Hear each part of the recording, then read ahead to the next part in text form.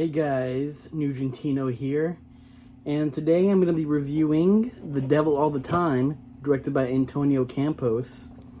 And I got to see this at the Alamo Drafthouse a week early. This is my first time returning to the Alamo Drafthouse since March 11th. And the last movie I saw there before this was The Night Clerk, starring Ty Sheridan. And that was, not great, but yeah, right after that pretty much is when the shutdown first happened, and exactly 6 months later, on September 11th, I returned to the Alamo Drafthouse and I saw The Devil All the Time, which is playing a week early ahead of its Netflix release. And first I'll say, it stars not Ty Sheridan, sorry, my head's still in there. It stars Tom Holland, they look kind of similar. Robert Pattinson, what's that guy's name? Joel Clark? Is that his name? I don't know. I get this guy confused with Joel Edgerton. It's not Joel Edgerton. It's something Clark. Anyway.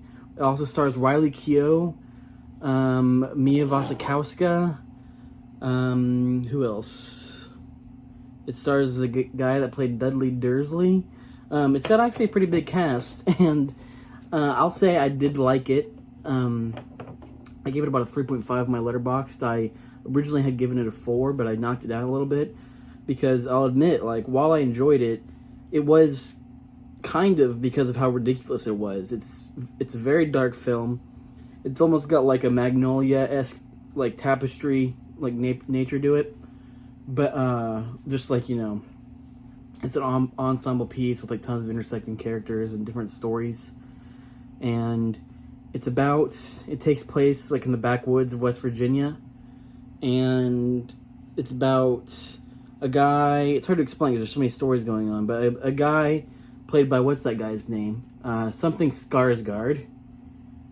It's the Skarsgård that plays Pennywise in it. Bill Skarsgård, I believe. He comes back from the war, and he marries, what's her name? Haley Bennett. And they have a child who grows up to be Tom Holland. And there's just all sort of Bill Skarsgård is a very troubled person. He's gone through a lot of trauma in the war.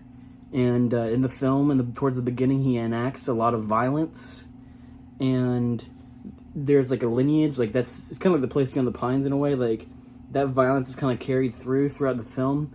You have all these other fucked up characters, and Robert Pattinson, towards the end, he's in the Tom Holland side of things. Once Tom Holland is the grown version of this kid, he comes across Robert Pattinson, who's the new preacher in his town, and he's a crazy, very messed up, hypocritical preacher.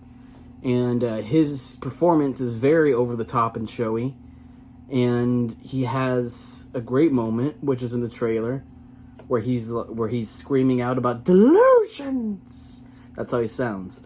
But his accent was ridiculous. But I enjoyed it though. It felt like almost every moment of this film there was something insane happening, and some sort of performance being showcased that is turned up to 14, and it was just a crazy movie. And and even though I didn't think it was perfect by any means, it was overly long, and